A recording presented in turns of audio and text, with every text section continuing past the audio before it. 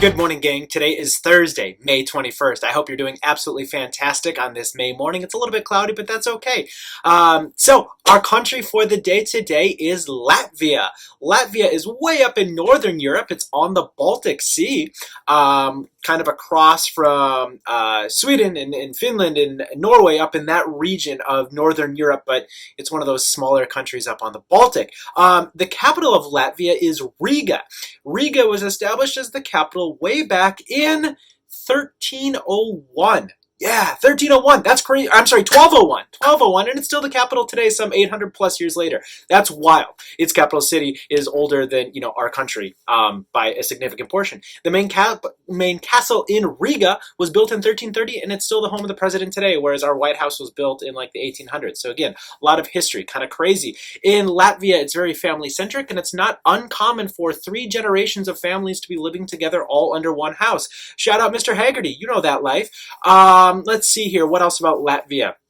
It's known for its amber, which is it's not like a stone, but it's like a stone. I'm not sure what amber is. It's like a tree sap. I don't know. I'm going to have to look that up. And silver. Like I said, it's on the Baltic Sea, and it's way up in northern Europe. And because it's way up at those northern latitude, in the summer, especially right around the summer solstice, which is when we switch from spring to summer, when summer officially begins in late June, they only get a couple of hours of night. It's basically daylight for 22-ish hours, and so it's not uncommon to, at midnight for the sun to still be up, which again, kind of wild to think about way up in those northern latitudes. Also, during the late 80s, in 1989, the citizens of Latvia and Estonia, which is just to the north, and Lithuania, just to the south, they participated in a protest against the Soviet Union known as the Baltic Way. And in this little protest, they held hands from Estonia, the capital of Estonia, Tallinn, down to Riga, down to Vilnius. So the 3 main capital cities, they held hands. 2 million people held hands as a form of symbolic, peaceful protest. This 2 million people hand-holding stretched basically, if you could imagine, from way northern Minnesota, at our northernmost tip up in the northern angle, all the way down straight south into Iowa, down to actually Lake Okoboji, I think it's pronounced. I've never been there. I know it's a popular tourist destination, but some 420 miles people held hands as a form of protest against the occupied Soviet Union. Kind of wild.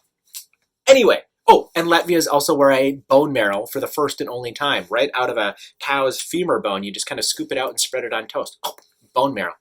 Interesting. Who knew? Anyway, today, your job today is basically a continuation of yesterday. You started planning your trip yesterday. You will continue planning your trip today. Remember, the key to success with planning your trip is to explain the why, the what, the importance of your activities. Tomorrow you'll finish planning, and then Monday we got a little bit more. By the way, yesterday, your favorite stories that you enjoyed the most.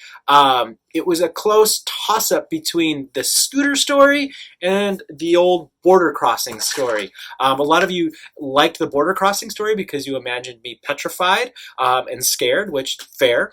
Some of you also liked it because it showed kind of how 2 people could, have this common bond across cultures without language, which was also true, kind of neat. But in the end, it was the scooter story by a nose that was your favorite story. I think my favorite comment from a student, she said that the reason she enjoyed it so much was because she imagined that scene from Dumb and Dumber when Lloyd and Harry were just kind of going cross-country on their mopeds. So yeah, fair call on that one.